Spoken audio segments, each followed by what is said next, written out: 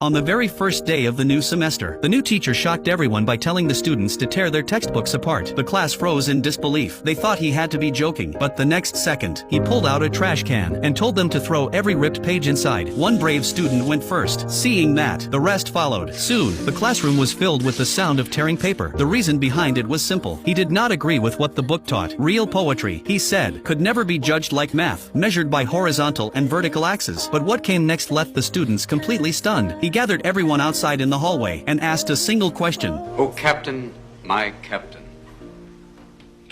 Who knows where that comes from? No one answered, so he said, "From now on, do not call me teacher. Instead, call me captain." The request was so strange that everyone burst out laughing, yet without realizing it, they had already grown deeply curious about a poem they had never heard before. Back in the classroom, Mr. Keating asked the students to gather closer. In a calm and serious voice, he told them, "We do not read and write poetry because it is fun. We do it because we are members of the human race, and the human race is filled with passion. So while chasing grades, you must also learn how to think for yourself. Becoming a doctor, a lawyer, or a businessman matters. Those are necessary to survive." Poetry, beauty, romance, love.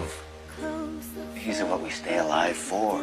The room fell silent. This was, after all, one of the top prep schools in the country. Every teacher here was devoted to producing elite students. Yet Mr. Keating chose a completely different path. He never judged students by rigid rules or test scores. He did not panic when they challenged authority. Instead, he encouraged them to break free, to push their limits, and to feel the meaning of being alive. If you are exhausted by life right now, running non-stop, overwhelmed, and slowly forgetting what life was meant to be, then please watch this story patiently. It may change how you see the world. One day, Mr. Keating suddenly jumped onto the desk. Looking at the confused faces around him, he slowly said, "When you look at things from a different angle, you discover things you have never seen before." Then he invited the students to take turns standing up there, to experience that feeling themselves. He told them, "When you read, do not focus only on what the author was thinking. What matters is what you think. You must work hard to find your own voice, because the later you start, the fewer chances you will have. Growing more passionate." He quoted Henry David Thoreau. Thoreau said most men lead lives of quiet desperation.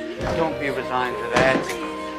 Break out. And this was only the beginning. When teaching Shakespeare, whose works often seemed dull and difficult, Mr. Keating brought them to life through performance. For the first time, students laughed at the dialogue. They were drawn into the beauty of poetry. At that moment, their minds were free, their souls were free. When teaching Walt Whitman, he took the students out to the football field. With powerful music playing, they kicked the ball and recited poetry out loud, because passion in motion, he believed, is closest to the essence of life. Only then could the poem's power truly be felt. All these unconventional methods shattered the students' old beliefs. They grew curious about who Mr. Keating really was, so they searched the library for his past. They discovered that he had once been a student here. He had been a football captain, and he had founded something called the Dead Poets